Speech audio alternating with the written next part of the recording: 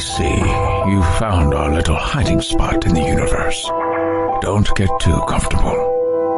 This is a place where you will find those with an experience that's out of this world, and possibly deep within your life. I welcome you to the Oracles with James Tyson. Lean forward and listen. We will pull you into a supernatural journey with guests from around the world, each one experiencing some of the most extraordinary phenomena this wee planet has to offer.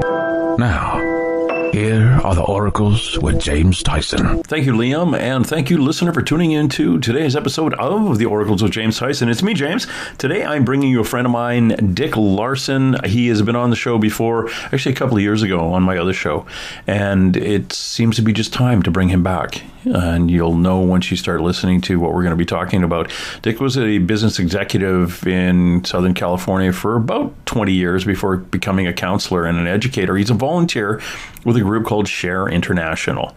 Now, if you're not pushing a vacuum around right now or chasing the kids around the house or listening to this on the way to work, you have an opportunity. Google, just enter it in. I was going to say Google Share International, or you can just put it in the website, shareinternationalsocal.org. The SoCal is SOCAL for Southern California. So shareinternationalsocal.org. It's a worldwide nonprofit educational organization, and Dick's been a guest on radio talk shows nationwide and produced a series of public access television shows that aired around the United States. Now, Dick's source in all of this was a British artist and futurist named Benjamin Creme. That's C-R-E-M-E. Benjamin was the author of 17 books, which offered the latest Ageless Wisdom teachings and the primary source of information about the world teacher for this age. And that's why we've got Dick Larson coming back in today. The world teacher for this age. We're going to be talking about that, who that is, and what is in store in their understanding to Share International and the Ageless Wisdom teachings for our planet, and why now. The Ageless teacher, Maitreya, and if you're familiar with Buddhism, you may have heard the term Maitreya or the name Maitreya. Maitreya is said to be an ascended master, and he is the ascended master. Other ascended masters, we talk about those too.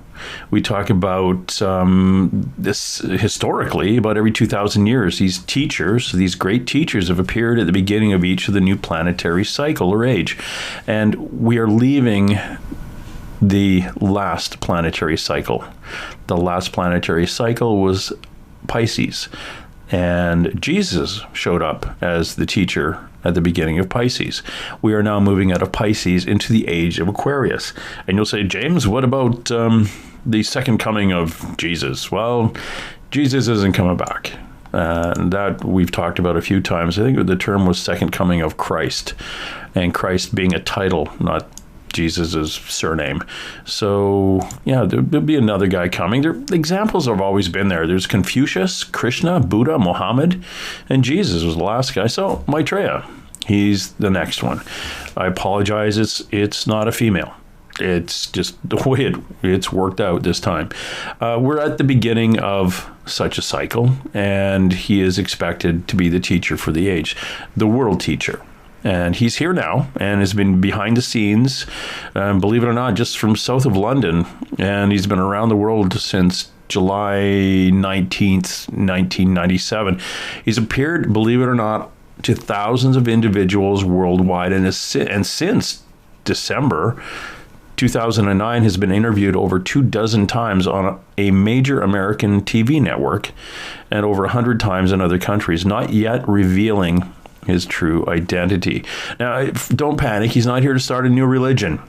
He's a teacher. He's a guide. He's a counselor for all humanity, for all people of all religions, and for those who do not have a religion. It's all good. He's only here to do some guidance. It's a teacher. It's not a dictator. It's not somebody who's going to be in charge of anything. We talk about that. We talk about him. When he shows up, there'll be no more popes. because you won't need them anymore. It's one of those things. It just be we will understand. We will get the answers to the question why. He's basically here ultimately to teach us about creating the right relationships and justice in all spheres of our life: political, economic, educational, financial, cultural, social, doing all the good things. And if you wonder why it's coming up to the time now that he's showing up, his first priorities are food, housing, healthcare, education, and basic human rights, as well as reversing environmental degradation of our planet. So look out your window, people. This would be a good time for him to show up, because all of these are boiling. These are all a bit of a rash on our skin right now. So good time for him to show up. Now, he's here again as a teacher to help us, including removing the guilt and fear of death, as well as teaching, God's will and the purpose behind that will itself. We talk about the fear of death, the guilt. Some religions, he's come to fix basically religions, because they've played too much into, oh, you did that, you're going to be bad, you're going to burn in hell, unless of course you give the church money, or unless you do this. Well, we went a little bit sideways in the last 2,000 years with religion. They're going to come in and he's going to come in and straighten this thing out. Maitreya over time has predicted numerous events that later came to pass, including a breakup of the Soviet Union, the end of apartheid in South Africa with the release of Nelson Mandela. And these are all recorded in the 17 books that Benjamin Creme had put forward. Very, very interesting conversation. We even talk about space people, as Dick calls them, because he doesn't like the word alien. I like ET, extraterrestrials. They're here helping us, but they're not going to come forward either until Maitreya does, because it's not their planet. They're here helping because we're screwing it up. And that's why you're not getting disclosure. So don't be beating yourself over the head with that. You're not going to get disclosure until we understand globally of what's going on. So we talk about how the communication will come from Maitreya to all of us. It's very, very interesting. Again, banging this over the head. He's not here to start a new religion. Just so everyone just deep breath, relax. He's not here to be a dictator. He's not taking over. He's not the only one. There'll be masters, 14 ascended masters on Earth right now. They're going to come in. I think it'll be 40 of them by the time this whole thing gets going, and they will be in charge of helping us as a sounding board. Like, should we build this or should we do that? They're going to, because we have free will, they'll be kind of pointing us into the right direction. We talk about karma. We talk about, again, removing guilt, the last pope. It's very, very interesting. It's kind of all over the place. And when I say all over the place, we talk about a number of things, because you can imagine some being coming in, or some energy coming in and saying, hey, this is who I am, believe it or not. When that person comes in, when that energy shows up, when Maitreya steps forward, it will be time. It's not going to be tomorrow, so don't worry about it. It could be in another 18 months to 2 years, which gets in a whole other timeline that I've been talking about on our shows in regards to aliens and, I shouldn't say the word alien, extraterrestrials and them showing up. So we'll see. We'll see how this all plays out. So you've got some time left to try to relax and get your own karma out of there. But it's very, very interesting, the information that Dick has, and I'm going to go get him right now. Again, just Dick Larson. Hello, Dick. How are you today? I'm well. Thank you for that kind introduction, James. Oh, you're very welcome, kind sir. It's really good to have you back. Tell me, when did you and Benjamin Creme actually get together? What was your connection? Well, Benjamin Creme from London, spelled C-R-E-M-E. It looks like cream, but it's pronounced creme. He used to come to New York and then Los Angeles and then San Francisco and give a lecture once or twice a year as he traveled the world for over 40 years giving out the information we're going to be talking about today. And a friend told me that I should check out his lecture when he came to Los Angeles. This was 28 years ago. And so I went. Well, I'd never heard anything like it. Most of his information went right over the top of my head, but I did get about 10 or 20% of it that I was able to absorb.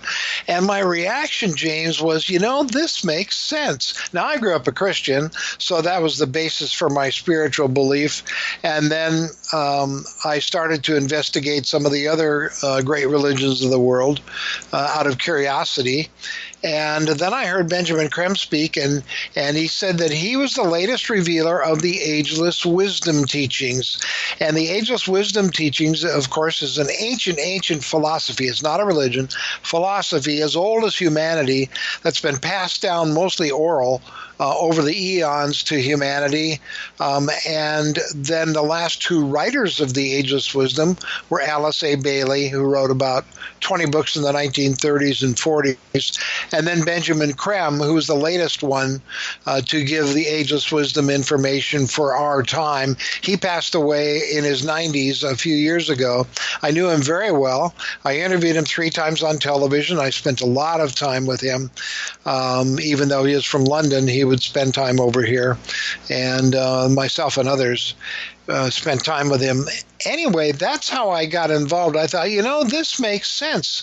It answered questions my religion couldn't answer for me in a couple of cases, and it caught my interest. So I read a book by him, and then I thought, this is worth checking out. So I subscribed to his monthly magazine called Share International, which is in about 60 countries, I think, a bunch of different languages, and it has information about the Ageless Wisdom and about what's going on now.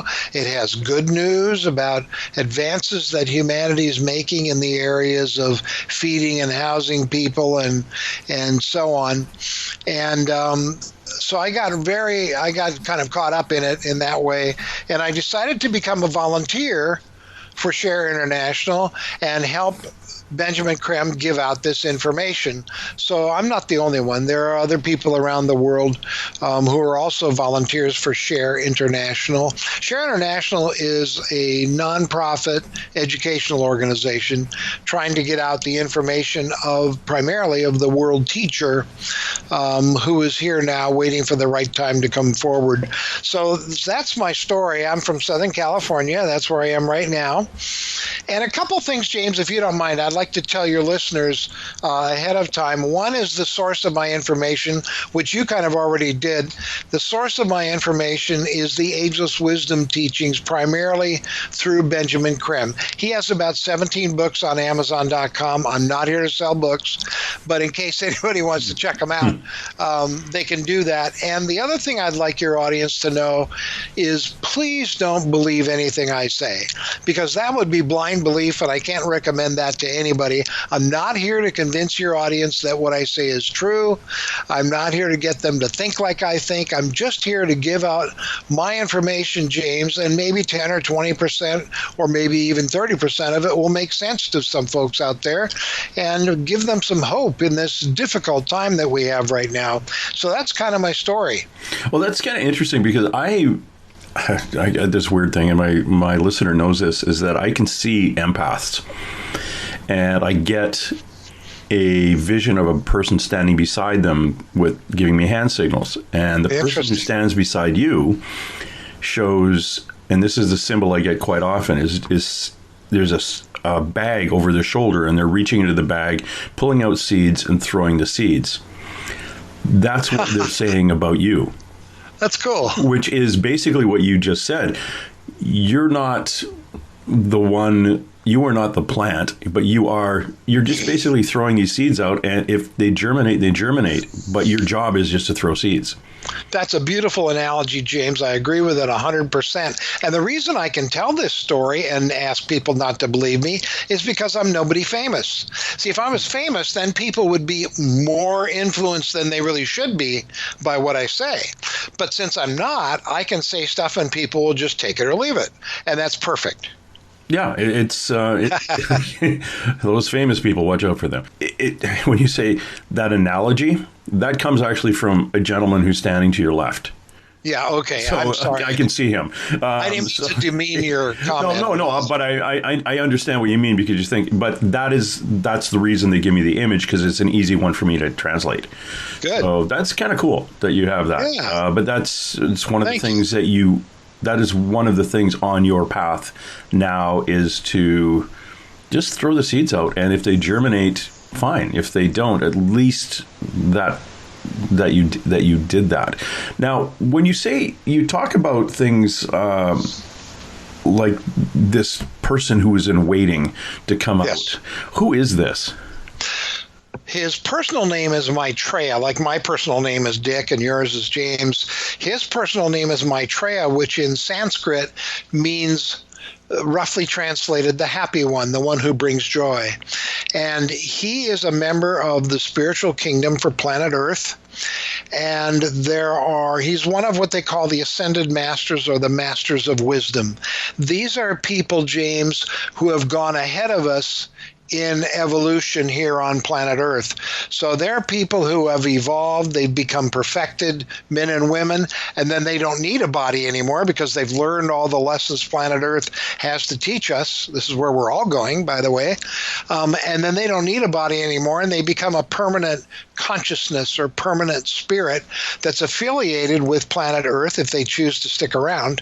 And the Ageless Wisdom says that there are 63 of these great beings who have stuck around planet Earth and inspired humanity, been the inspiration for humanity behind the scenes over the eons for the great painters and the great scientists and so on, the great writers and so on of humanity.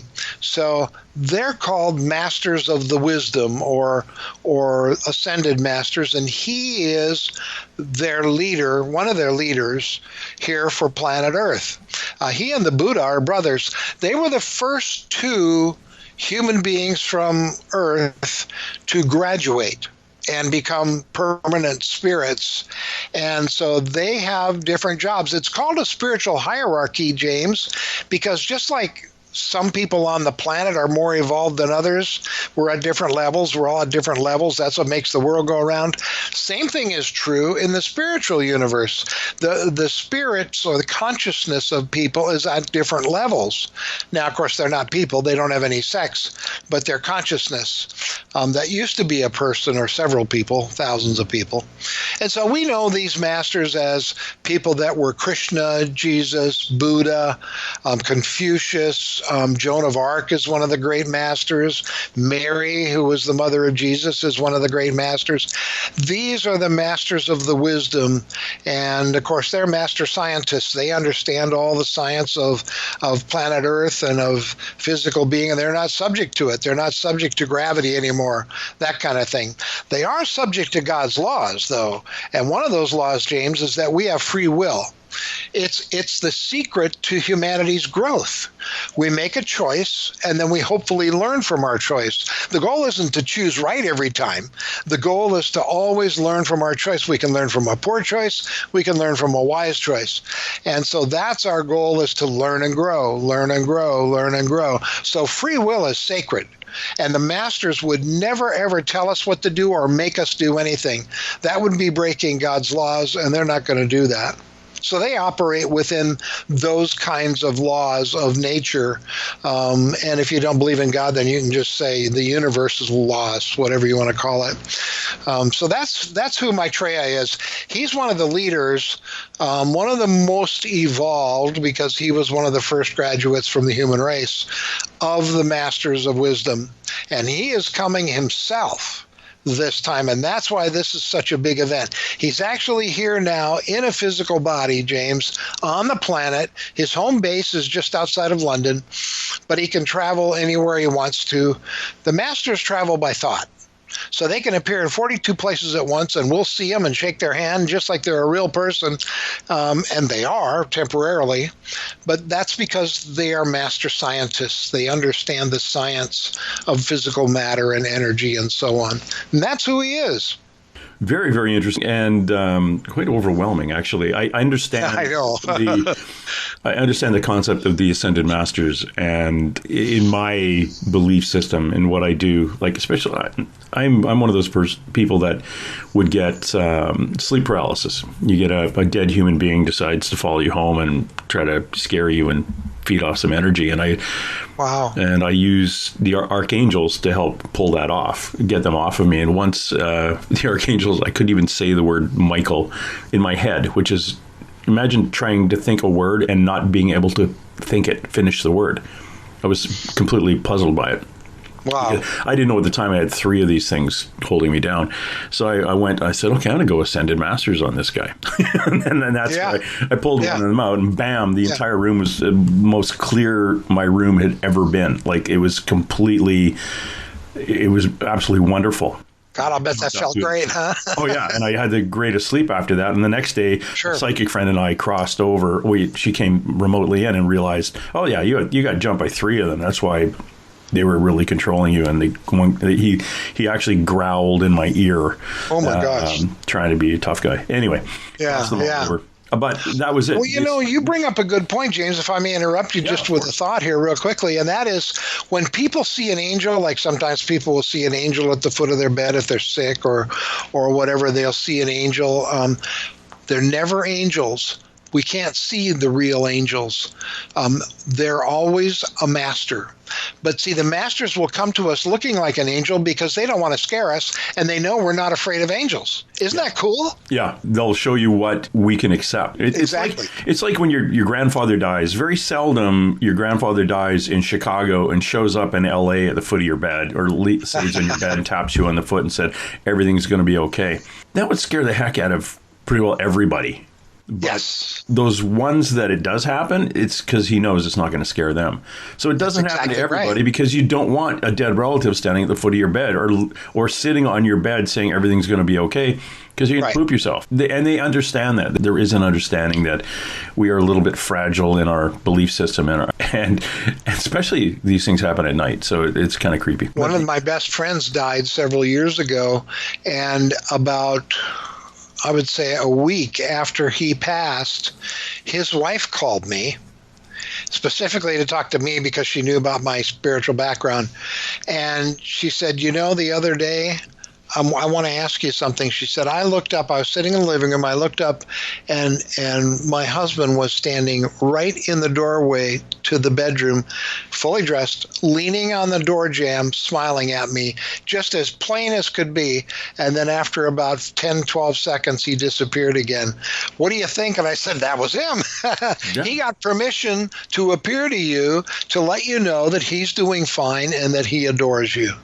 Yep. And so, that absolutely happens. But sometimes, like you said, people wouldn't be comfortable.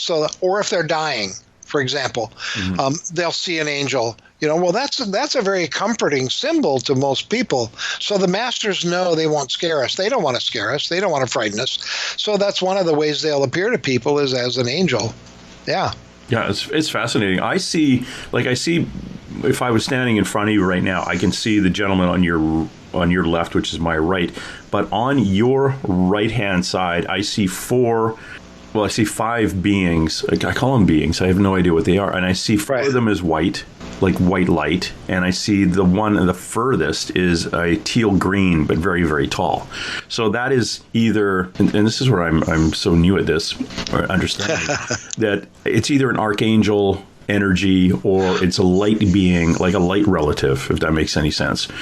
Yeah. But the other ones, the ones I described, the white, I just call them angels because I have no other word for them. And sure, of course. They are on your side that is of a high, high, high frequency, where the person on your left is an in-between of your spirit guides and you. So it gets your attention quicker. How interesting. What that is a relative that has crossed over and come back and has volunteered. So, of course, you and I understand that time is not linear, it's flat. So that relative of yours is there and can be 1,000 other places exactly at the same time. Sure. But when your spirit guides need to get your attention, like you're going to go around the corner and fall in a hole, for them to lower their vibration to get your attention quickly and you to be in a higher vibration that day, it takes a bit. So we have this volunteer that goes boom, hair on the back of your neck, goosebumps, the whole bit, your gut feeling, all comes through that volunteer. Yes. And yours is a taller, thin gentleman who looks like he's in his early 70s, but actually healthy looking. Very, like he may even be younger, but to me, I'm getting a early 70s vibe. Most likely on your mother's side of your family, if that makes any sense. And, well, I'm early 70s. I'm be 74 next month. So this guy, that's when he passed. He passed in his early 70s, and I think it's on your mother's side. Do you have Irish on that side of your family? German and Irish, yes. Okay. Most German. Yeah. It's My funny. dad is Scandinavian. You glow in the dark. As far as Caucasians go, our indigenous background is Welsh, Irish, Scottish, Scandinavian, and then over top of Europe with a dip into the Black Forest in Germany. So that is, if we were to go back 300-400 years, we were living with the earth, not off of the earth. And we were closer to the earth. So it's easier for us to tap into that real connection to the planet itself. Anyway, this is not an interview with me; it's an interview with you. So anyway, that's fascinating stuff. But James. that's the fellow who's the volunteer with you. And he's been there for a long time. I'll take all the help I can get. So anyway, you'll feel him. He's the goosebumps you get on your arm there. Most likely your right arm for some reason. You get goosebumps on your right arm first. You talk about Maitreya and your understandings through Benjamin Creme of who this gentleman is. Now, some of the things that we've talked, you and I talked years ago about this, but Maitreya's allegedly appeared to thousands of individuals worldwide since December, I think, 2009. And he's been interviewed over 24 times on major American TV networks and all over in other countries. But he hasn't revealed his identity yet. Is that ever going to be revealed, or is he just kind of waiting back? Oh, it is. Okay. No, you make a very good point. He has been interviewing. That's why he's already coming forward, but not using his name. He's coming forward as an ordinary man right now. He has interviewed on a major network in the U.S. I don't know which network, and I've never seen it. He's interviewed on Mexican radio and television, South America, Brazil, Argentina, and so on. Then he's been interviewed by the BBC. They have an interview in the can, but the Queen told him, they asked the Queen and she said, don't show it. Which is interesting. Yeah. Well, she checked with the Church of England, and they said, no, that can't be. That can't be who he says he is. So she said, shut it down. So that'll come out eventually, though. He's been interviewed on Japanese TV. He's been interviewed in China. He's been interviewed in Russia, India, many countries. He's had over 200 interviews now. And he's interviewing. Here's the thing, to give just a little more detail to what you said, he's interviewing as an ordinary man, sometimes as part of a panel. And he's giving out his information, though. He's omniscient as far as, compared to us. And ultimately what his plan is that the media will finally realize that he knows too much to be an ordinary person. And they're going to say, wait a minute, who are you really? Come on, you know too much to be just an ordinary person.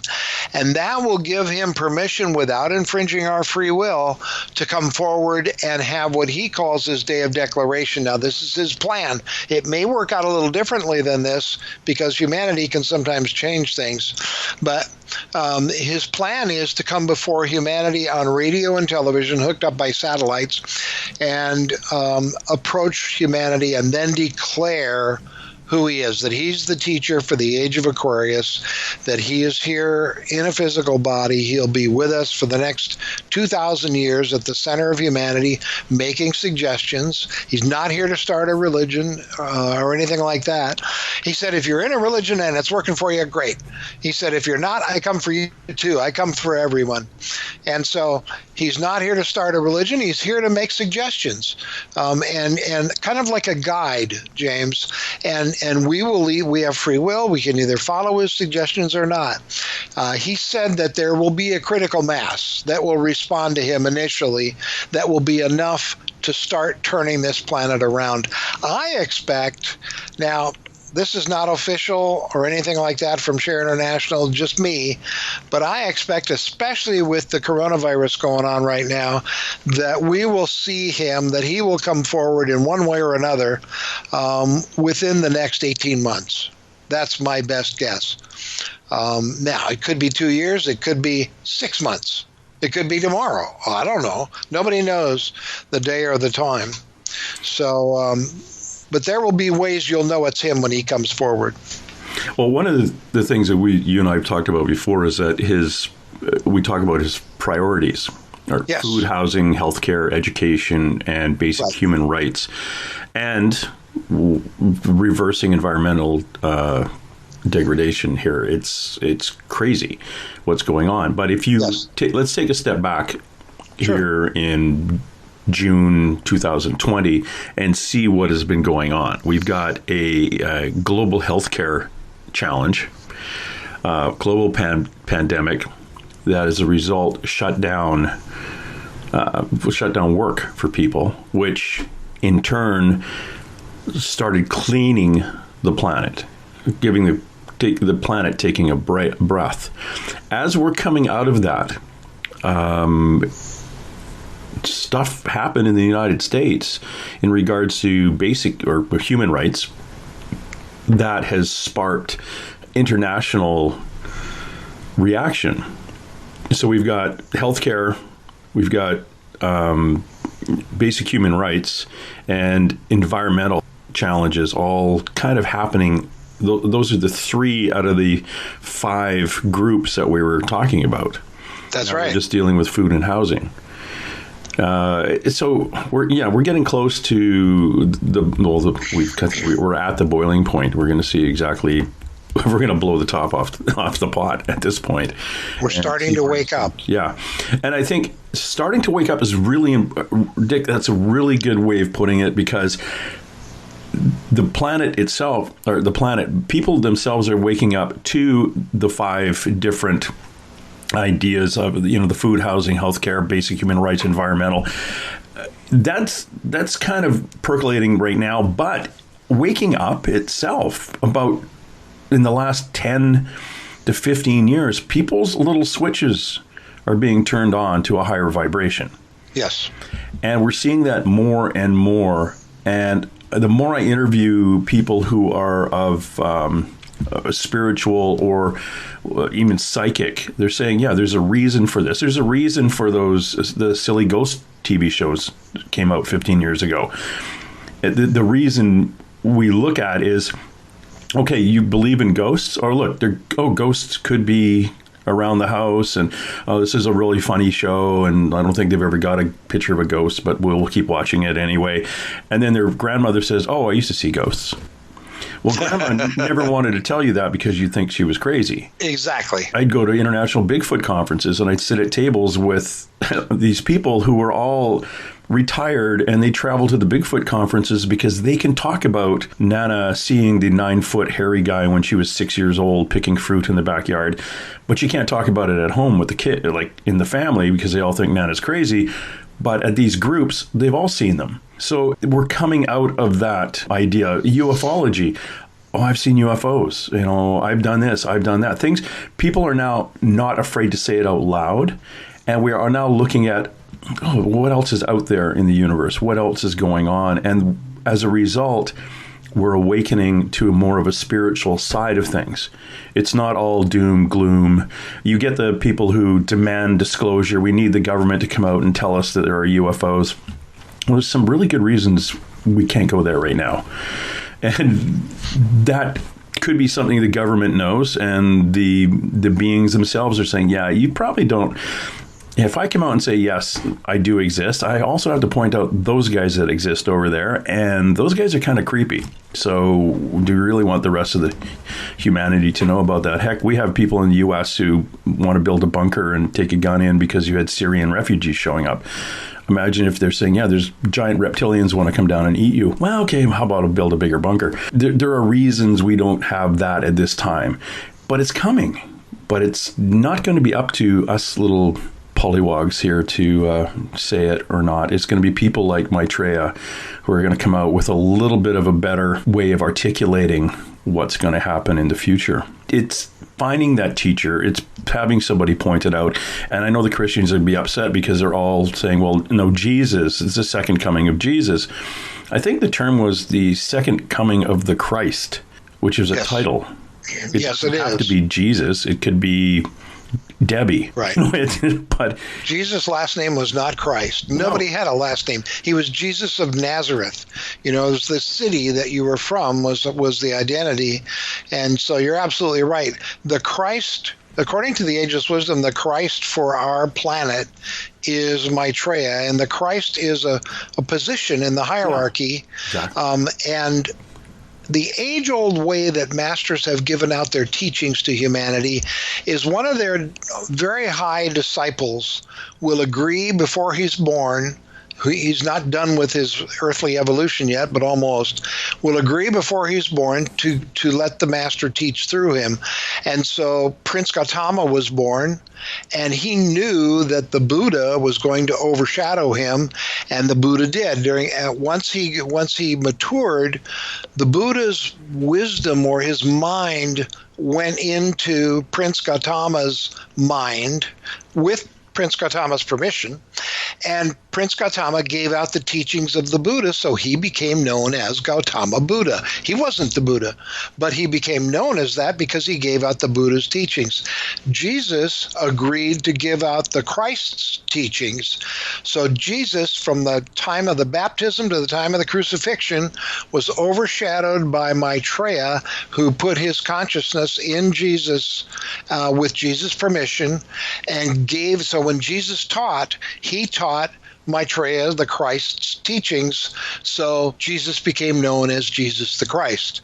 He was the Christ for those 3 years, giving out the Christ teachings, and so we're lucky because most of the planets don't even have a Christ. It's a very difficult and challenging position to obtain because you have to be able to embody the love of God. That's what the Christ is Christ consciousness is God consciousness, love consciousness. Actually, it's love wisdom, combination of the two. And that's what Maitreya is. And that's why this is such a big deal, because he is coming himself, not through one of his disciples. Jesus is one of the great masters now. He and Maitreya work hand in hand. By the way, any Christians listening or people with a Christian background will be happy to know Jesus is here also. And it's not going to be the end of the world. It's going to be the end of life as we knew it. We're going to start turning this thing around and getting humanity back on the path we're supposed to be on. Jesus is living on the outskirts of Rome. The Pope and a couple cardinals know he's here. They've been asked not to say anything because that would infringe the free will of every Roman Catholic on the planet, which is the largest religion in the world. If the Pope said, well, Jesus is here, everybody would believe it because the Pope said it. That's not right. We have to recognize them on our own when they come forward. And so Jesus is here as well. Now, my understanding with him, James, is that his job is to get the Christian church back on track. He will be at the head of the Christian church, which is mostly the Roman Catholic Church. There'll be no more popes. This is the last pope. Jesus will take his rightful place at St. Peter's throne. He will be figurative throne, and he will be at the head of the Christian church. And it's a great time to be alive if you're a Christian, because you'll be able to ask him, Jesus, did you really say this? Or what did you really mean when you said this? Kind of thing. And so he's here to help get the Christian church to clean it out. All the major religions need to have the man-made dogma cleaned out to get back to the original teachings that started that religion. So there'll be a master affiliated with every one of the major religions to help get those religions sorted out and get them back on track with the teachings they were supposed to be teaching. Not all this guilt stuff, you know. Maitreya comes to relieve guilt. He comes to remove guilt from humanity because he said it's a waste of time.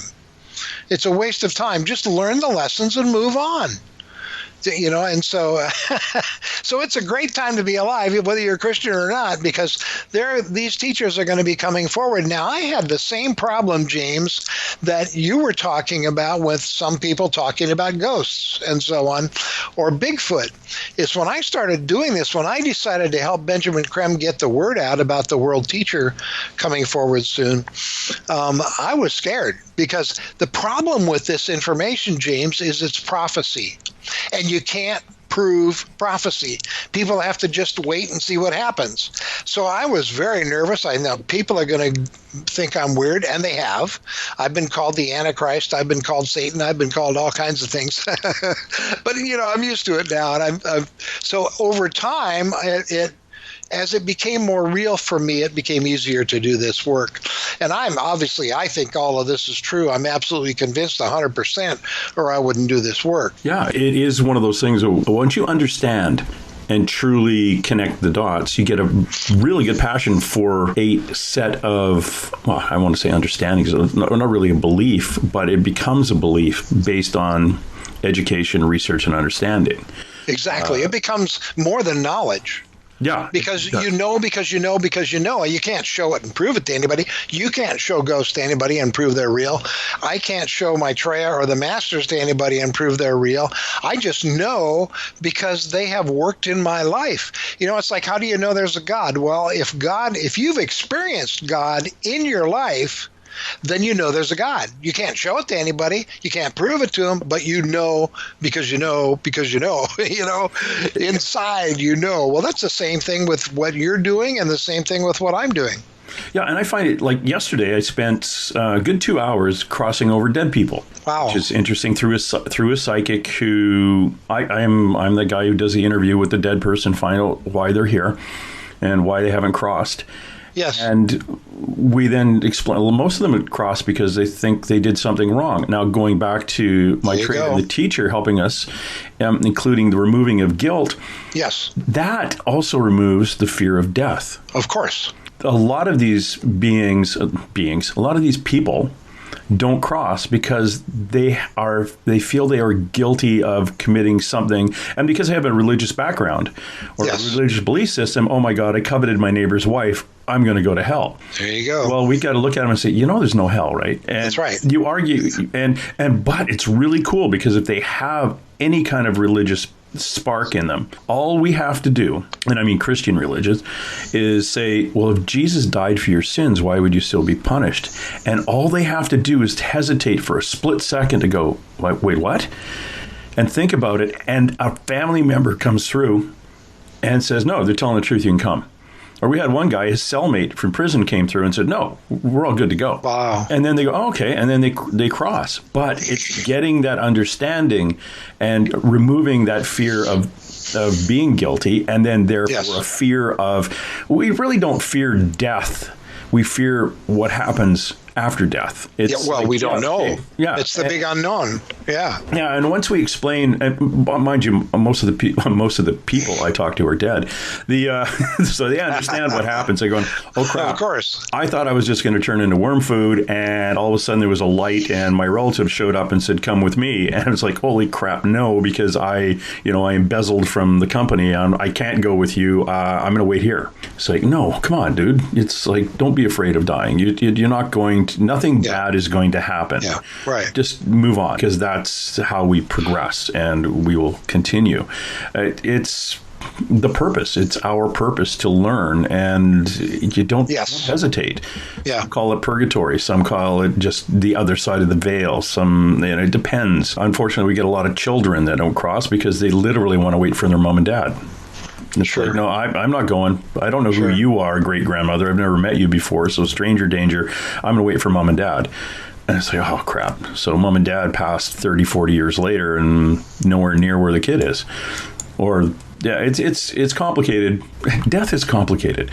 Death is easy. After death is complicated. One of the best descriptions I've heard of death is by Deepak Chopra.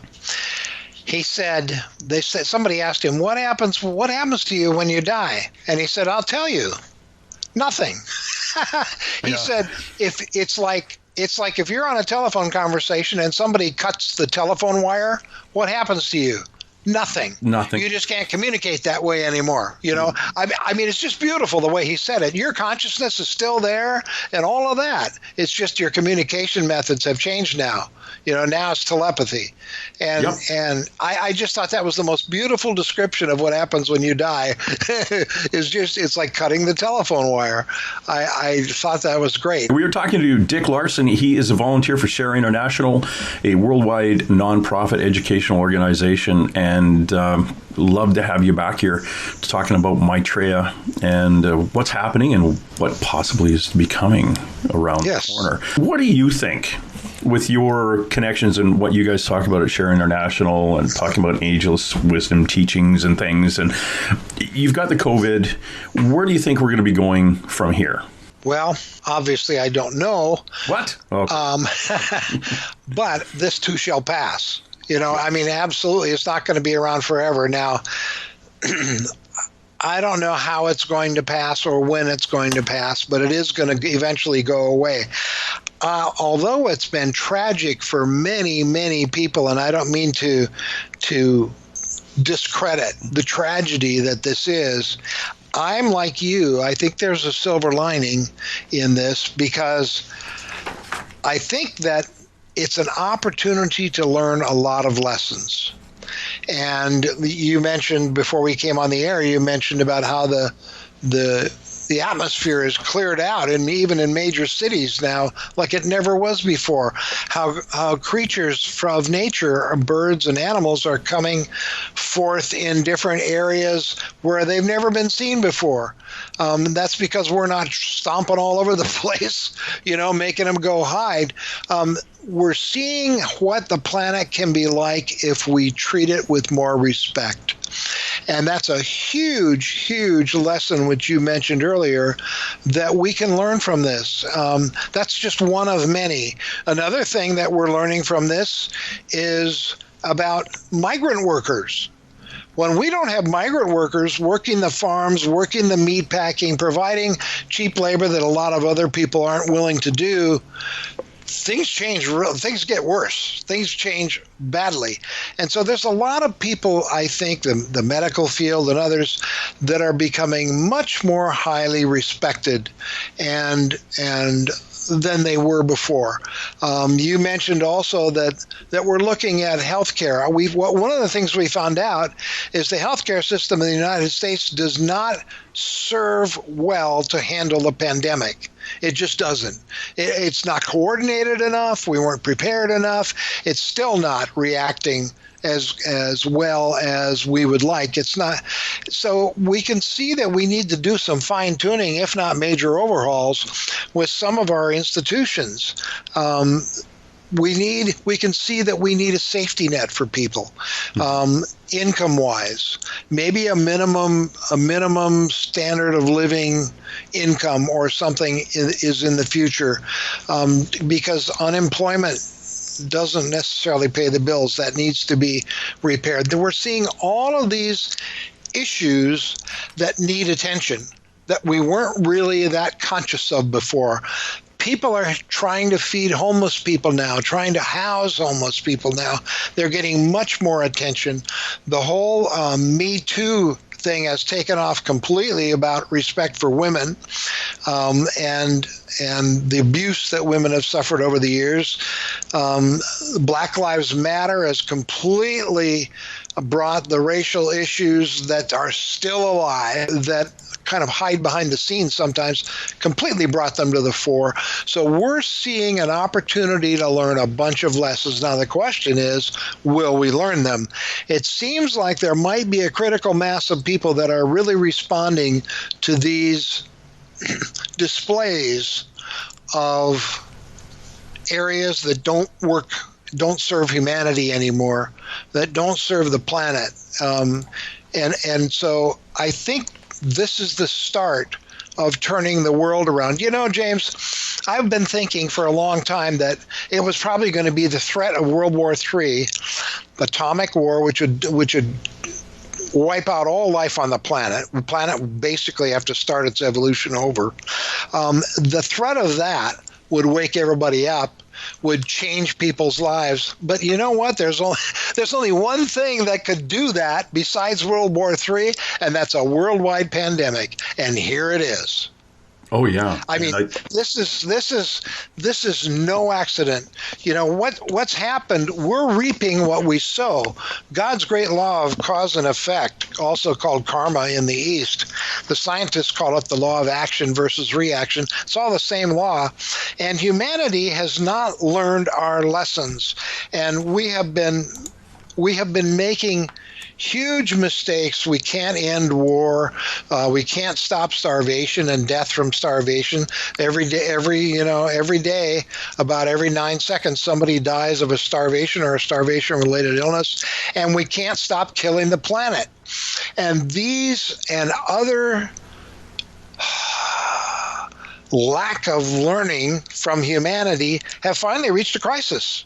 And what happens is the tension mounts and mounts and mounts until it reaches the tipping point, and then something really disastrous happens to humanity, and I think it's COVID-19. Or COVID-20 and 21. Well, yeah, we could be well on our way to those. It is interesting to me what happened, interesting, fascinating, terrible, the whole bit of what's happened globally to humans. But in my, I take comfort in a belief that those people who died for a good cause, and that cause was the earth itself, showing us that, yeah, we are screwing this place up, and we have control over pollution, and we have control over the energy of the planet trying to fix itself. But that was given to us very blatantly when the switch was thrown and everything was shut down. The planet came back pretty darn quick in about a 2.5 month period. Imagine if we could go through and say, okay, what were all the things that shut down that really influenced what happened, where there was animal migration, bird migration, whatever? Was it strictly we weren't driving cars enough, or was it factories, or was it people just staying home and focusing their energy somewhere else? Is breaking those things down and seeing if we can adopt that for the next time. We talk about the canals in Venice, which is like the canary in the coal mine, it seemed to be, for this thing where all of a sudden you had the dolphins coming back and you could see the bottom of the canals. How long is it going to take for them to, like, who knows? Right now, the Venice is opened up. All the boating in that canal, other than the gondolas with the guy in the paddle, were all gas motors and noisy. So how quickly is that going to get polluted again? Or is somebody in Venice going to say, you know what, when everything was shut down, this area looked really good. Maybe we should keep it. And we're going to cut 20% of the boat traffic down, or switch as many as we can. We should get them all with electric motors or something different, and quit throwing crap in the water, or quit, the industrial stuff going into the ocean. Is that going to happen, or is it going to go back to normal and that switch is going to have to get thrown again? Which means a lot of people are going to have to die fighting the good fight, giving up their life in this world, in this particular meat sack, is going to have to check out, so that switch gets thrown again. We'll see. We'll see what's coming. More Americans have died from the coronavirus than died in all of our wars. Over 120,000 Americans dead, and that's just in the United States. The United States has been hardest hit by this, as all your listeners know, James, and the Ageless Wisdom has something to say about that. it's said, now this is, Benjamin Creme was in touch with one of the masters. He was trained on how to communicate with one of the masters of wisdom, and that's where his information came from. And I have no doubt whatsoever that that's true, because he answered questions there's no way he could know the answer to. It had to be a master.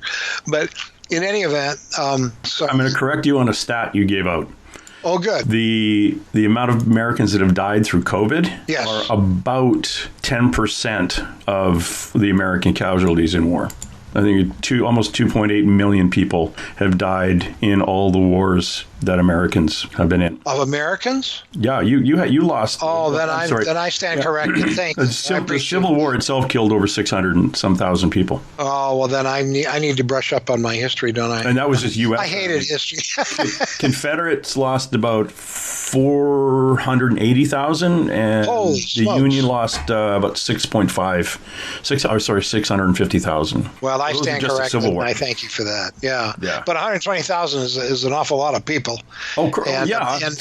and what I know what I was going to say, the Ageless Wisdom, according to Benjamin Creme's masters, has a different view on this, or a unique viewpoint, and that is that one of the purposes of the release of the Antichrist energy periodically was released through Nero 2,000 years ago, and basically destroyed the Roman Empire, which is what Nero did, and paved the way for Christendom.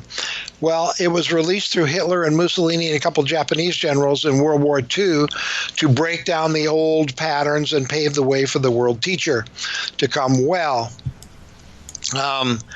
during World War II, most of the Western developed world suffered tremendous damage and loss of life and so on.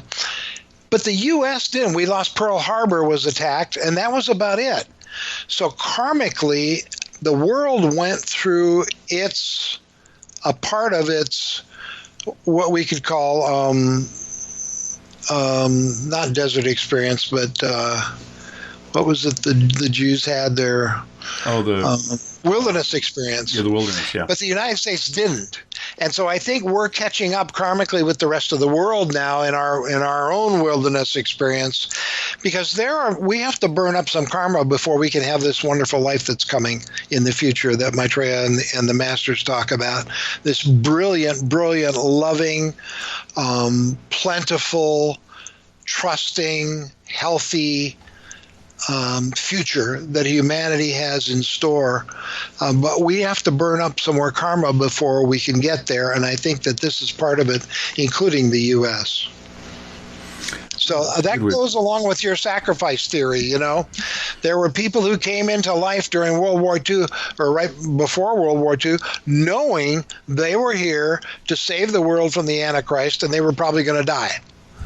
Well, I mean, what a sacrifice that generation made. They went to war. Men couldn't wait to go to war, knowing full well they'd probably be killed. Women left the home and went to work in factories. I mean, that generation, every generation comes for its purpose, its contribution to the world.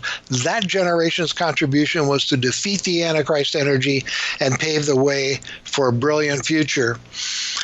We're here, I think, to help turn the world around when Maitreya comes forward. Yeah, that's our fight. That's what we're I doing. think. And that's, yeah, I always look back at the Second World War. My father was, he fought in the Second World War. That generation grew up during the Great Depression. Yep. If the Great Depression didn't happen, what would their work ethic have been, and their focus and their maturity level been to go into a global conflict like the Second World War at the age of 17, 18? I never thought about that. That's a really good point. You look at it now, you take a 16, 17, or you take a 17, 18, 19, you take a 20-year-old now and say, okay, I need you. You're going to go to training for a year in the military, and then we're going to send you to Europe, and you're going to have to walk across the continent fighting with this type of weapon. And those guys are going to be, yeah, no, I'm not going to go. like I'll what pass. Well, you and I, we're close. We're kind of brought up in that generation of our fathers would have been the Second World War, that kind of thing. Yeah, my dad was. When we were in high school, I don't know what your high school may have had this, where you had the picture of the previous graduating classes in the hall, and you'd walk by them and you look at the ones from the 1960s and you look at the 15, 16-year-old kids in those pictures and you swear that they're 40 years old. They're like, why do they all look so bloody old? Right. And going right back to the 1920s, 1930s, you're looking at their photographs going, yeah, they look like they're my grandparents, and they would have been probably back then. But why do they look like that? And you compare them to our grade and then the grades after that, where they just appear like babies after that. But them, whether it was just short hair, black and white pictures and, whatever they were wearing, we perceive them as being older. But listening to the stories of what a 18, 19-year-old kid did during the Second World War, what an 18, 19, 20-year-old woman did in a machine shop in a naval, like building ships. Right. Transposing that on today's generation is really hard. Yes. Like, the maturity level was different. And I always I fall back on were forced to grow up very quickly and have a greater responsibility for themselves and family that was caused by the Great Depression. So without the Great Depression, we may not have been capable or completely competent in what happened 20 years later in the Second World War. Yep. Just like we might not have responded to all the needs of humanity right now were it not for the coronavirus getting us started. Yeah, I mean, these are really good analogies that you're bringing up, James, and I really like it. It makes a lot of sense to me. As I said earlier, we're here to learn and grow, and there's lots of opportunities to learn from this pandemic that we're in the middle of right now. We look at all the systems that aren't working. See, just to get into the age thing for a minute, I said Maitreya was here as the teacher for the age of Aquarius. Jesus was the teacher who came to inaugurate the age of Pisces. And as your listeners know, the symbol for Pisces is fish. And so he fed the crowd with fish, and he said, I'll make you fishers of men. And all these fish analogies in the Christian Bible, that's no accident. He knew he was the teacher for the age of Pisces. And Maitreya is here as the teacher for the age of Aquarius. And the symbol for the age of Aquarius is a man carrying a pot of water, which represents abundance because it's flowing out the waters of living life, flowing out of the pot he's carrying. Actually, well, let me do the astrology thing first. It's not astrology, it's astronomy. I'm not talking about the astrology printed in newspapers and magazines for entertainment. I'm talking about the movement of heavenly bodies through cosmos. Our solar system and our planet Earth don't sit still. We move in an elliptical orbit inside what we call the 12 constellations that make up the zodiac. And it takes about 28,000 years to make one orbit. And as we move through that, we come closer to each constellation one at a time, and that subjects us to the energy of these huge, huge heavenly bodies full of energies. Well, for the last 2,000 years, we have been next to and in alignment with the constellation Pisces, receiving Piscean energy. Piscean energy, the two primary energies of Pisces are dedication to an ideal, which saved the world, dedication to the ideal of freedom, saved the world from Hitler and the Antichrist energy, and individuality. Man has come out of the herd over the last 2,000 years. And so all this individuality, unfortunately, has caused separation.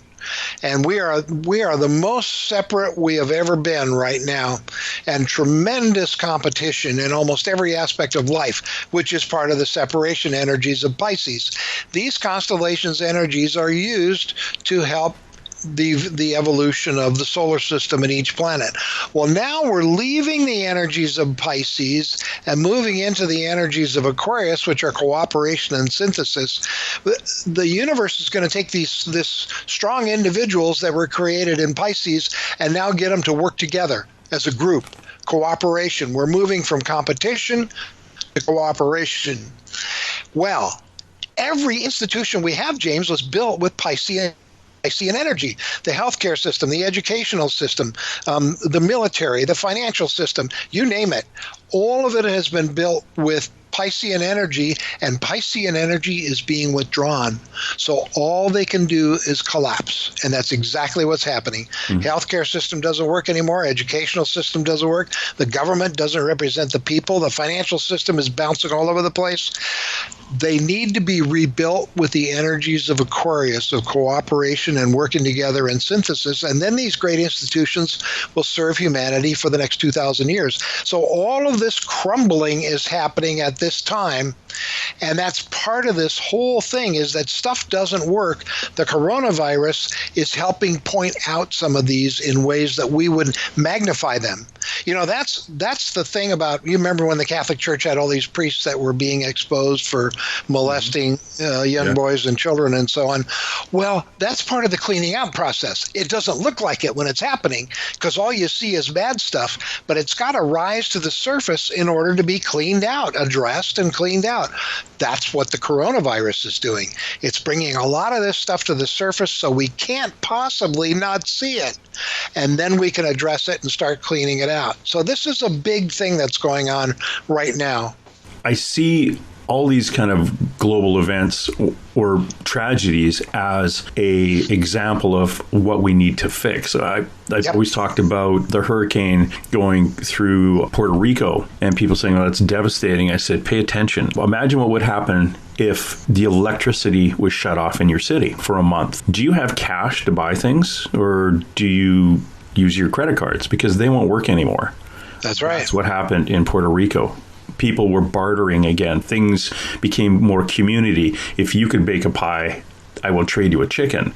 That was what was going on. So that's an example of what would happen. What if there was a solar flare like 1854, back when there wasn't a lot of electricity? If that happened today and 70% of our electricity got shut off, how would you live your day? Could you buy gas for your car? No, unless they're taking loaves of bread that you just happened to be able to, you had the supplies to bake. If you went to the bank to get cash, why would the person who works at the bank be at the bank when they probably wouldn't want to be home looking after their families?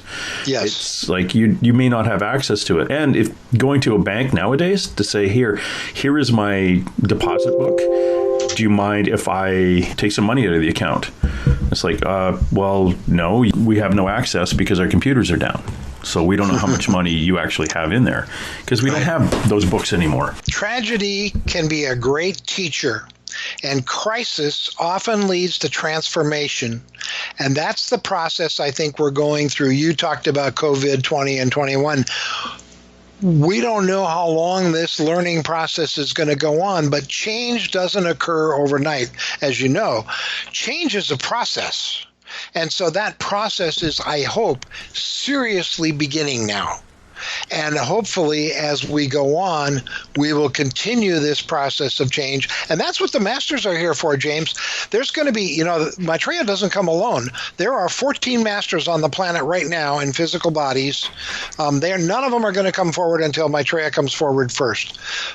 Just like the space people that are here helping us aren't going to come forward until Maitreya. It's not their planet. He's going to come forward first because he's from our planet, and then the other masters that are from planet Earth will come forward. But there's going to be a master in every major department of life making suggestions and guiding us if we will follow their suggestions. In finance, in government, in healthcare, in education, in the arts, in every aspect of life, there will be a master. There will be over 40 masters by the time this age is over, with us, walking amongst us, making suggestions, open to questions, and giving information, and what we do with it is totally up to us. It'll be very individual decisions and very, very individual experiences, but they're here to guide us into this brilliant future. We've lost our way. That's one of the things Maitreya is going to do on his declaration, day of declaration, if the plan holds, is he's going to give us all, in our mind's eye, we will see as if we're living in it, we will see the past and where humanity has lost its way. And then we'll see, he'll give us a glimpse of this brilliant, brilliant future that humanity has in store if we make the right choices. And he will use that vision of the future to inspire us to choose wisely and to start taking more action. So they come to help turn this world around and get it back on the path that was originally designed by nature or by the creator or by God or whatever you want to call it. We've lost our way, and they are here to help us get back on the path, and they'll be with us. Like I said, Maitreya will be at the center of humanity for the next 2,000 years. So every time your listeners come back in their next lifetime, he will be at the center of the universe. So the reason I'm telling your listeners all this, James, is because when he does come forward, I want people to know what's going on. They'll have a clue, and then they can tell their friends or their family exactly what happened, if it seems like it makes sense to them. He's also going to give us an experience of the love of God in our hearts like we have never felt it before. He said it will be as if I physically embrace you. That's how powerful it will be. A lot of people will be crying. I'll probably be one of them.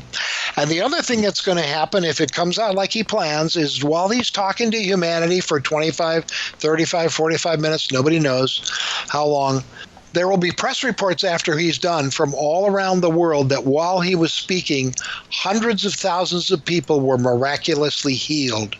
And in those three ways, you'll know that this is Maitreya. He's the world teacher, and we can follow his suggestions or not. But he won't speak in your ears. You'll see his face on TV, but his lips won't move. You'll hear his words in your head telepathically. Everybody will, in their own native language, whatever it is. And to the less educated people, they'll hear certain words. The more educated people will hear other words. He's got this consciousness that can encompass everybody. I mean, I can't imagine that. But that's what it'll be like, and then we'll know, well, this is the world teacher, and we can follow his suggestions or not. He said he told his Benjamin Creme's master, who told Benjamin Creme, because Benjamin Creme said, does Maitreya have his billion yet? A long time ago in some writings, Maitreya said there was a time when 10,000 men could change the world. There was a time when 100,000 couldn't. I will call upon 1 billion. And Benjamin Creme said, does Maitreya have his billion yet? And his master said there are almost 2 billion people ready to respond when Maitreya comes forward, which is way more than the critical mass he said he needed. So I'm telling you, your listeners that need to know there's a brilliant future ahead of us once we work our way through this coronavirus impact and start making changes in the planet. It's a great time to be alive. Great time to be alive. His master said within 2 years of Maitreya coming forward, starvation on the planet will end. That's how fast. Some things will happen very quickly and some won't. Some will take time. But that's pretty fast. Because we've got all this. We've got a 14% per capita surplus of food right now in the world. But a lot of it is sitting in these storage bins in the Western world until we get the right price for it. And if we don't get the right price, it rots. It's not getting distributed, and we need to come up with ways to do that.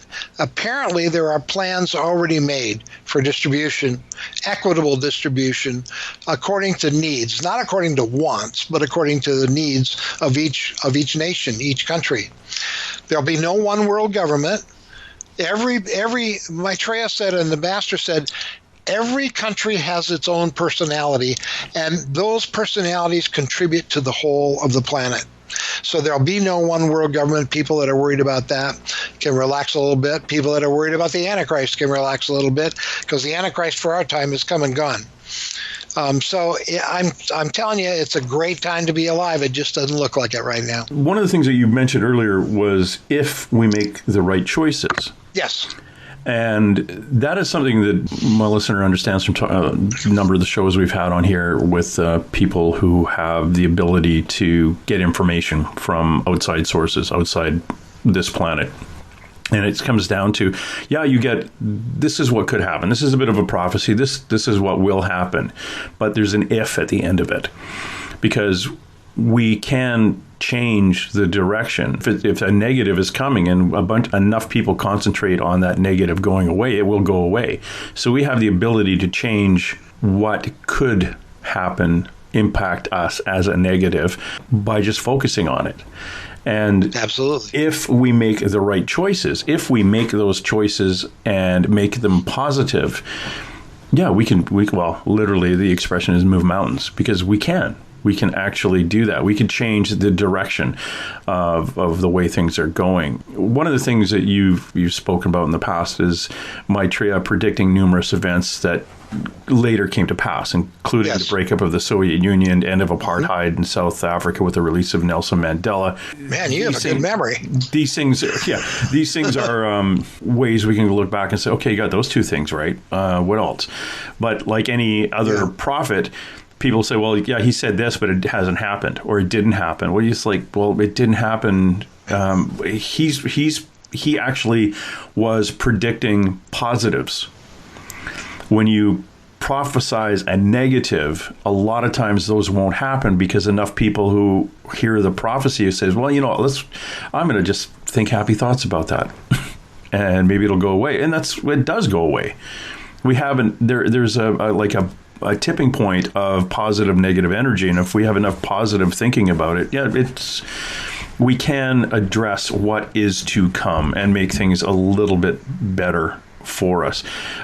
We can call those, there are people just understanding it, focusing on it, it becomes, oh, it's a miracle. It changed. Look, this was definitely going to happen, and all of a sudden, for some reason, we were all saved. It's a miracle.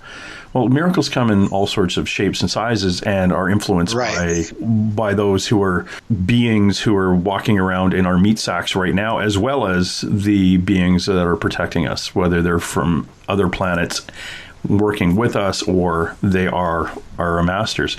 They can be affected by a lot of things because if it's right, if it is the right path, it's going to happen. Yeah, we can definitely change things because we have free will. That's what happened after World War II. Is the masters see ultimately where things are going to end up.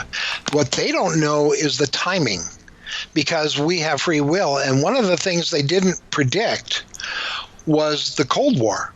Right after World War II ended, we went into the Cold War, and boom, things just got solid as a brick again. And it took a long time to get through that Cold War and come out the other end to allow Maitreya and the masters to come forward. It's one of the reasons it's taken so long. He didn't want to wait this long. He hates seeing people starve to death every day, mostly children. He can't stand that. He sees the suffering of humanity, the women that walk 10 hours a day to get firewood for their family so their family can eat rice or whatever they have in, Saharan Africa. I mean, he can't stand this. He carries the burden of this pain of humanity in his heart. I can't imagine doing that. I have enough trouble carrying the pain of what I did in this lifetime that I didn't like. But he does. And so we have free will, and that's why I say his plans for Day of Declaration, but I don't know if it's going to come off that way. It might come off a little different way. He may do it with a part of the humanity and then another part of humanity and then another. He may do it in sections. I don't know. We don't know how it's going to ultimately happen, but that's his plan. Because we can change it with our free will. You're absolutely right. Yeah, damn free will. What's that, some kind of joke? Learn and grow. Yeah. You mentioned a little bit on the space beings being here. Let's talk about that. So what do you know? Sure. How Benjamin is Creme that has integrated? A book out? Okay. I'm sorry, go ahead. No, you go ahead. Benjamin Creme has a book out. Benjamin Creme has a book out called The Gathering of the Forces of Light, UFOs and Their Spiritual Mission. It's available on Amazon, The Gathering of the Forces of Light, Creme, C-R-E-M-E, UFOs and Their Spiritual Mission. Benjamin Creme, before he started traveling the world, like I said, for over 40 years, telling this story to prepare people for the world teachers coming, he worked a lot with the space people. He knew George Adamski. They worked together to a great extent for a while, and he he traveled with the space people. He got to know them quite well. I don't call them aliens because that's a horrible name made up for them by the Western governments who want us to be afraid of them. Well, they actually say two things. They say, number one, they don't exist, and number two, they're evil. They're bad people. So it can't be both ways. I mean, one or the other. Actually, it's neither. My information is they're here on a mission of mercy. They're here to help. Most of them are from our neighboring planets, Mars and Venus, one on each side. Their science is thousands of years ahead of ours, and that's why they can do this. There's a basic misunderstanding about space people that our science is too limited to acknowledge right now, and that is planet Earth is just the right distance from the sun that we can have solid, liquid, and gaseous bodies and life. We can have huge oceans. We can have human bodies made up of mostly water and physical. We don't burn to death and we don't freeze to death. But that's what would happen if we were on any other planet. We have to protect ourselves in suits when we go there. We can't live like a normal person. Our planet is the only planet that can have solid physical life. But my information from Benjamin Creme is that all the planets there's humanity on every planet in our solar system. But because our science is so limited, we don't realize the Ageless Wisdom talks about above physical, liquid, and gas. They each have a higher vibration than the other one. Above gas, which you can't see, touch, smell most of the time, or feel, there's another level of physical life called etheric physical. Like ether is a very high, fine vibration gas. It's etheric physical. Now, if you have etheric vision, you can see etheric physical. Most people don't. A few people do. Those are people that can see auras and things like that. I suspect you have etheric vision, or at least the beginnings of it, James. Most people don't. And I have a friend who can see the aura around leaves on trees. I mean, it's really cool. That's the beginning of etheric vision. Now, the people that live on Mars have etheric vision. They see each other just like you and I would see each other in our cars and our houses and our buildings and transportation, all that stuff. They see it like we do, but we land a camera on Mars, it sees nothing but desolation because the camera doesn't have etheric vision. They have physical bodies. Mars, according to Benjamin Creme, Mars has more people on it than Earth, 8 billion people on Mars. And it's a smaller planet, so guess what? Martians are shorter. They're smaller. People on Venus is almost a perfect planet. These planets evolve as their human races evolves on the planet. And Venus is almost a perfected planet. That means the people on Venus are almost perfect.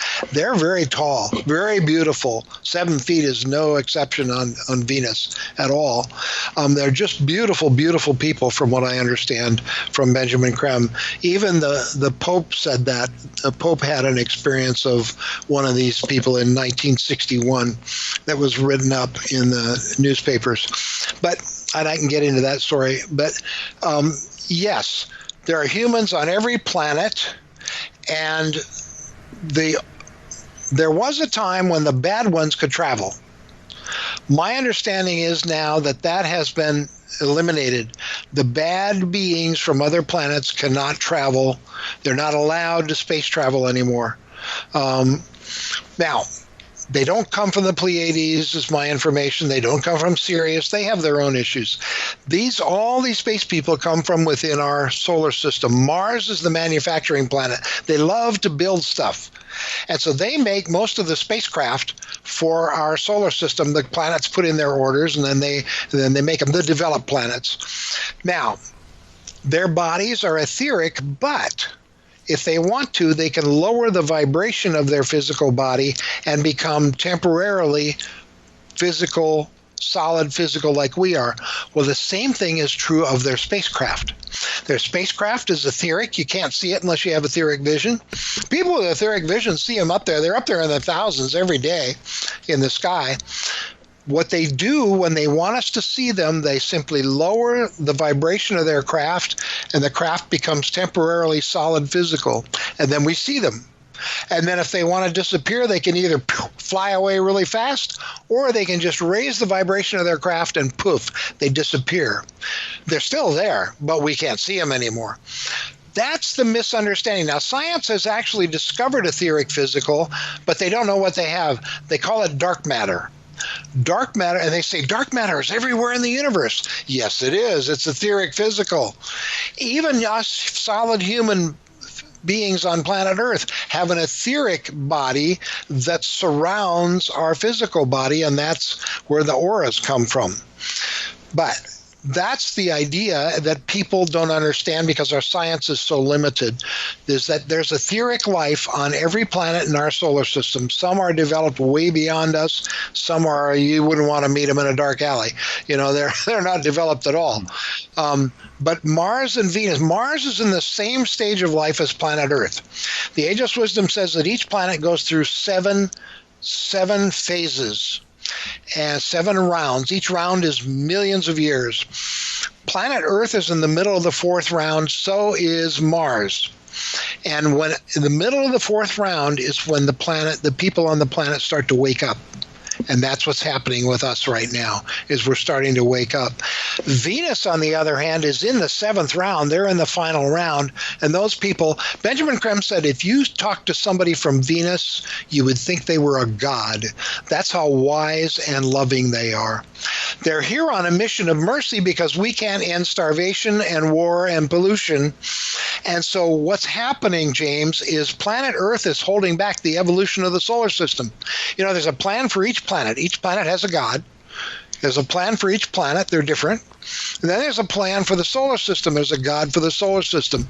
And so each god for the planet contributes to the solar system plan, and then each god for the solar system reports to the god for our galaxy, which is the Milky Way galaxy. So that's why it's a hierarchy. They're at different levels, and they each have an area of responsibility. And so we're holding back the evolution, the plan of the solar system. So just like when the human body gets hurt, parts of our body rush in, the white corpuscles and so on, to help heal it and repair it. Our spiritual hierarchy has asked the hierarchy of other planets in the solar system to come help. And so they have like huge motherships that are, now they're etheric, so they can be in the ground, in the oceans, and in the air.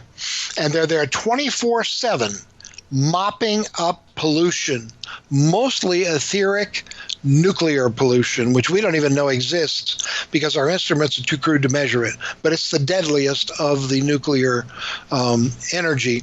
They're mopping up this pollution 24/7, but they can't mop it all up because it's karmically, it's not their mess. It's our mess. We need to clean it up. So they're limited karmically on how much they can clean it up, but they're doing it 24/7 to the limit they can, and have been for decades, to keep this planet alive until we wake up and finish the job. So we owe our space brothers and sisters, and they're humans. Benjamin Creme said that's all that's throughout cosmos. It's not about creatures with, horns on the top of their head and huge wings. He said there may be creatures like that, but they're not human. The human beings are all throughout cosmos, including our solar system, and that's the nature of the solar system according to the Ageless Wisdom. Oh, that's fascinating.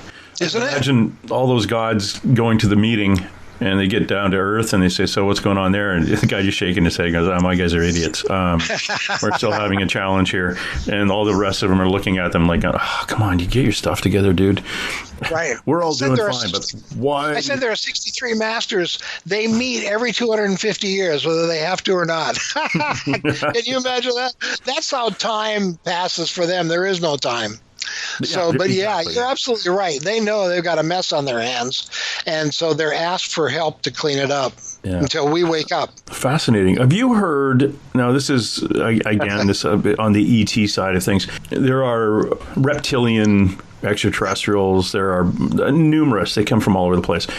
But there is there was or is possibly an agreement made a millennia ago for those people who haven't awakened on this planet, when the time comes to like, okay, shit or get off the pot, as my grandmother would say, those who haven't awakened, or the lower vibration humans, yes, are going to be taken. They're going to leave. The other way around. It's the higher vibration ones that are leaving. Right. It's my understanding. It's my understanding, according to the Ageless Wisdom, that most of humanity will evolve through thousands of lifetimes. By the time you know you're a living soul, you're in the final stretch. You only have 10, 12, 15 lifetimes left. But we've all had thousands of lifetimes. We've all been every race. We've been both sexes. We've been every sex. We've been abandoned, we've been killed, we've killed others, we've abandoned others. We've had all these experiences. By the time you know that you're a living soul, your karma is way better than your good karma is way better than your bad karma, and so on. But yeah, as the planets perfect, what will happen, and this is what they said, the Ageless Wisdom says about planet Earth, is that people will graduate to the spiritual universe, the consciousness universe, when they've learned all the lessons the planet has to teach us. And those that are the lowest evolved, that aren't anywhere near there yet, when the planet is becoming a perfect planet, is those souls will either have to start over on planet Earth or start over on another planet. Most likely another planet, because planet Earth will become a perfected planet. And when planets become perfect, they become etheric. They disappear. We have a perfect planet in our solar system, and its name is Vulcan. Believe it or not, that there is a perfect planet in our solar system that we can't see. It's a hidden planet, and its name is Vulcan, and that's because it's perfect. But as the planet and its people are perfected, that small group who can't get there will have to start over somewhere else. Yeah, it's not a good place to be. Okay, the way I was told, and this is new to me. Yeah, that's cool. Is that those who haven't awakened are going to be taken for food by black reptilians. Yeah. The deal has already been made. There won't be a flood to cleanse the planet. There's just going to be a big tone, and certain people are going to leave. And the ones who are staying are going to be responsible, using the technology that we already have, because that technology is not going away, is to basically get the planet back on course. So about, was it 2/3 of the population will be going. But that's, anyway, I thought I'd throw that one out at you. Yeah, interesting. That's not my information, but like we said earlier, it's all prophecy. How do we know, Yeah, and I always jokingly say I had the Archangel Michael drop by on a couple of episodes back through channeling, and he's the one who basically comes through and says, why would you be giving a view into the future, a future like that, if you had no way of changing it? Right. Yeah, you wouldn't have been given that prophecy. That's right. That's how the masters work. It's exactly how they work. It's like we have all these previous lives, and we've murdered people, and we've done all these nasty things, but we can't remember them. We're not allowed to remember our previous lifetimes until we're evolved enough to be able to handle it. Now, that's them being kind to us, just like you said. I had a really cool past life regression where I found that I was actually, as my father was in a B-25 bomber flying from England to bomb Normandy, just, pre, like it'd be early of a year or two before D-Day, and then right up to the night of D-Day. I was actually in a German bomber flying over bombing England from France. Wow. So that's talk about the karma switch. Yeah. My dad was flying one way and I was flying the other way at the time. Something? And I was from Freiburg, Germany, and I could describe myself, and I knew how I died later after the war and where I lived and all this other stuff.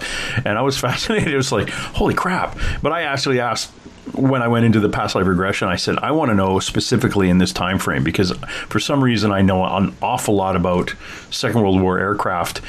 And in hindsight, my dad never talked about the Second World War being on aircraft. So, of course, I'm like you. I grew up in the 60s watching, 70s watching war TV shows. But boy, did I know how to the insides of especially German aircraft. That's really interesting. So I had the past life regression. I said, what about this time frame? And sure enough, I was in an airplane. I thought, oh, this is kind of cool. And then I realized, oh, crap, I'm not in the Allies Air Force. Yeah. So. Yeah, that's true. A lot of people that think they remember a previous life, they were a king or a queen or a princess or whatever like that. I mean, somebody had to be a chimney sweep. Yeah, exactly. Somebody had to fly those German planes. I found that, actually, a friend of mine, a lady I interviewed years ago, she's Jewish. She lives in New York. She went to an air show with a boyfriend at the time, and a plane started up, and she said, oh, that's an albatross. And the guy looked at her and said, what are you talking about? And she goes, oh, that's and she started describing these German First World War aircraft. Wow. Her past life regression, she was taken across a bridge by some guy she didn't know at the time, but then realized later he was one of her best friends in her other life as a World War I pilot, very anti-Semitic, who died on a hill in Belgium. And she and later on her now husband or partner went to Belgium, and she said, this is the hill I died on, and this was where my Air Force base would have been in this area. And they drove out, and sure enough, the farmer says, oh yeah, there was in First World War, there was an Air Force base there. You can go out and look. And she was out on the tarmac saying, well, this is where the mess hall was, and this is where our quarters were. Wow. But she remembered it all. And of course, great. in this life, and she was so anti-Semitic back then because she actually found out the guy's name and his history, very anti-Semitic, macho guy, comes back in this life as a Jewish woman. Yep. Also a very strong woman too. Yeah. Very strong woman. Yeah. But that was the karmic switch.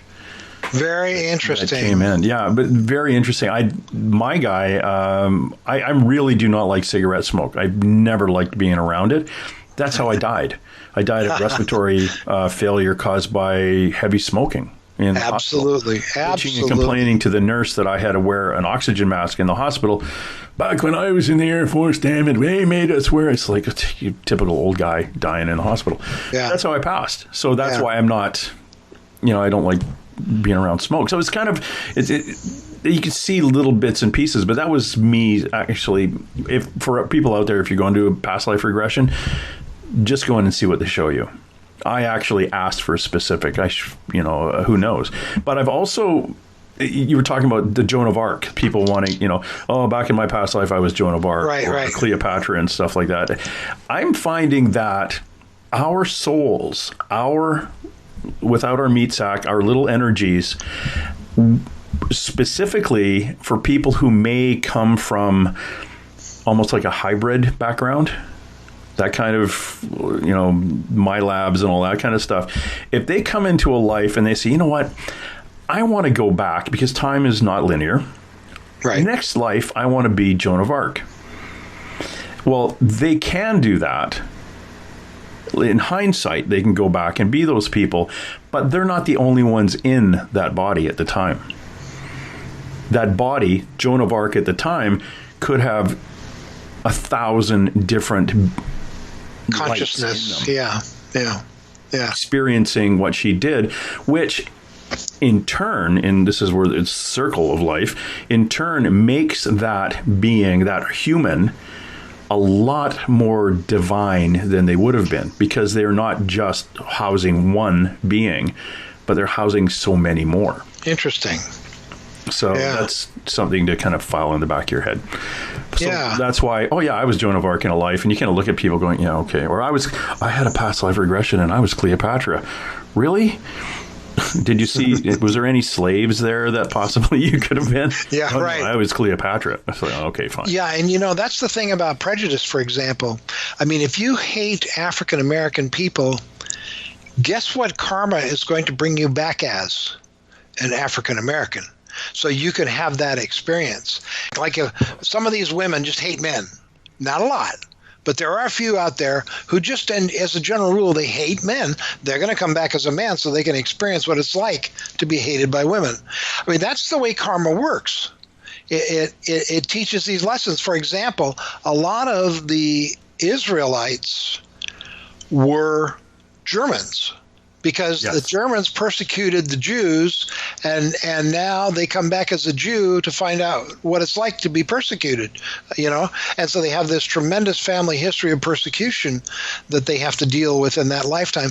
That's the way karma works. So it just doesn't work to be prejudiced against anybody, because that's you're gonna suffer it. What we give out is what we get back. Jesus said, "As you sow, so shall you reap." Every major religion has cause and effect or karma taught in it, using just slightly different words, but it's one of the great laws of life. We determine our life from moment to moment to moment to moment. If I cut off somebody on the freeway, guess what's going to happen to me within probably the next week? Somebody's going to cut me off. That's exactly how it works. So if you want people to be thoughtful of you, be thoughtful of them. If you want people to be kind to you, be kind to them. That's exactly how it works. There are great karma, lords of karma, and they're on Sirius. We're lucky to have Sirius as a sister solar system, because Sirius is very advanced, according to Benjamin Creme and his master. Very, very advanced. And evolution on Sirius is very fast. It's you learn lessons really quick there, or else. So the lords of karma are responsible for making karma work out on planet Earth. And that's their job. And so it always does. Now, it's possible to receive a little grace from the spiritual kingdom that will help overcome some of the karma. But most of it, we have to work out ourselves. That's why people who've passed over and then come back from the dead have said they had a life's review. A lot of children say that. I got to see my life. They saw the ripple effect of their actions, negative actions and positive actions.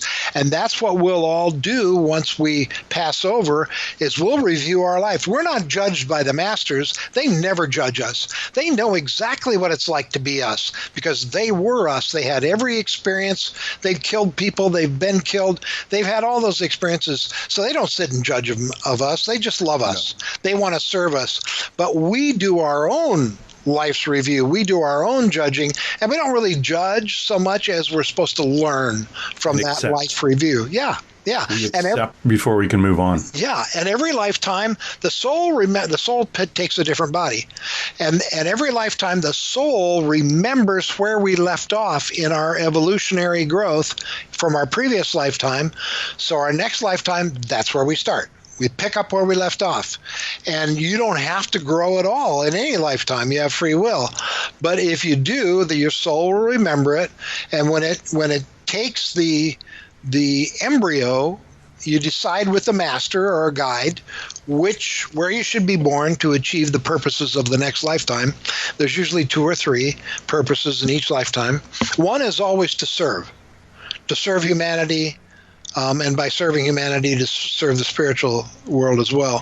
But the other 1 or 2 are individual purposes for that lifetime, and we decide where we want to be, and then we go into that embryo somewhere around the 2nd month or 3rd month. In the first trimester, the soul attaches to the new body. And then it picks up right where it left off. So everything just makes so much sense, James, to me. And that's why I love this stuff. It's logical. It makes sense if you think about it. And so that's my information. That's it. That's you? That's it. Yeah, sure, that's it. We could go on for about another 5 hours. I'm sure we could. I've really loved this. This has been great. Yeah, well, thank you. We've been talking to Dick Larson. He is a volunteer. You're a volunteer at Share International. Yes. Where can people come to learn about that? Thank you for asking. I would recommend the United States, the Southern California website as a place to start, and I'll give that website now. It's www.share, S-H-A-R-E, international, all spelled out, SoCal, that stands for Southern California, S-O-C-A-L. So there's no dots, there's no spaces, there's no dashes. Share International SoCal.org, not .com, agelesswisdom.org. And that's a beautiful website. It's a great place to just get a kind of a thumbprint of the Ageless Wisdom and the World Teacher. And then you can click through to the main Share International website from there if you want to explore further. And like I said, Benjamin Creme has some books on Amazon if you want to kind of browse through them and see if any interest you. Thank you so much for having me on. I really appreciate it, James. Oh, thank you very much, and we'll talk to you again soon. That'd be great. Watching you while you sleep on and on. All right, that's it. Let's roll. And hey. Let's be careful out there. Far over the snow, what are those voices? They sing as they go. What are those voices? Look up for the mountain.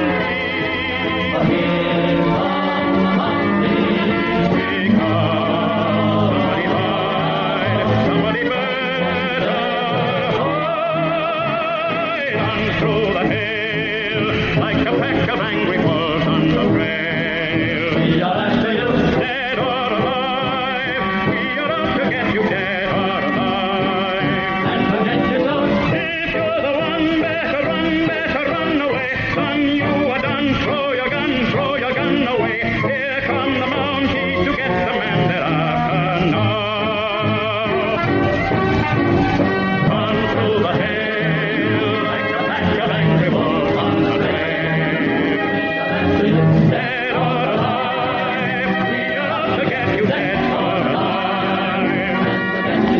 If you're the one, better run away. Son, you are done. Throw your gun away. Here come the Mounties to get the man they're after. No!